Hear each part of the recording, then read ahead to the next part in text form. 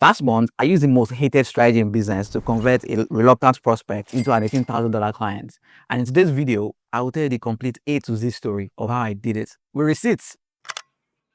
I remember sitting at this very desk thinking, should I message this client after seeing her Instagram story? One part of me was saying, nah, that's a desperate move.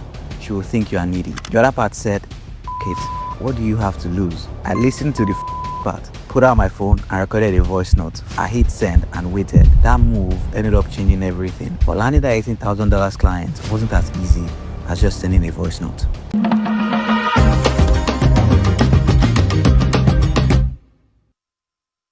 I'm going to begin this conversation with this client from when we booked a call. The problem is that call didn't really go as planned. Talked about her problems, talked about how I could actually help, right? And then she seemed to be on board. But when the money side came in, the conversation changed. Now, she was hesitant, not because she couldn't afford it. She's making multiple six figures yearly, but she was hesitant because she didn't really know what to expect, basically. And I totally understand that, all right? So I didn't really push her as well. I think on the call, I told her that she can have like some time to think about it, really. She said she was going to think about it, I think. And then she said, okay, they say we're going to reconnect back like later on. Then March 9th, I sent her a voice note. And by the way, this voice note right here is the thing that the gurus preach against. And this is exactly where you converted, that helped me land this client. Happy Sunday. I saw that you've been creating content. I've seen like 2 or 3 content from you about real estate. That's really amazing. I honestly am still very much interested in creating stuff for you. If you're open to it, like I want to like create like 5 pieces of content. I will plan everything from the beginning. You don't need to pay anything, free of charge. If you like the process, then we get to talk more. I didn't plan anything in my head before sending that voice note. It wasn't like a script I was following. You can see the response, right? She said, thank you. I appreciate it. She said she's happy to chat. And I broken out some more for her. March 11th, she responded that she's interested. Then I said, okay, this is what we're going to be doing. To do this, we're going to have a strategy workshop together over Zoom. After that, I'll do your strategy for you. Then we create the 5 pieces of content from there, boom. Then I said straight away, call out to action. Do you have any availability this Thursday or Friday for the workshop? I gave a clear call to action. Do you have any availability? I gave her the next steps in a way that she needed to take action, very fast, right? So she said, then it's on Friday. Then we locked it in right there.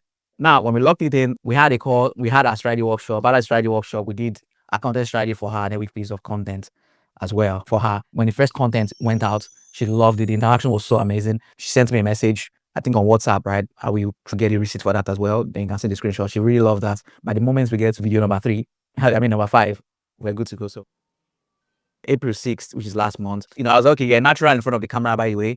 She said, thank you. I didn't realize I would actually enjoy it, to be honest. This right is like one of the objections that she had at the beginning, right? Because I told you the reason why she didn't move forward at that period is not because she didn't have the money to spend, just because like stepping into that next phase, it's uncertain, it's something new. She has not stepped into that territory before.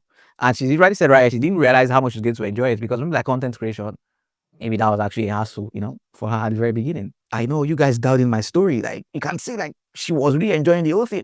So I said, we have to keep the momentum going. What do you think? She said, okay. Sounds like the team is already working on some new content ideas, so we'd love to hear.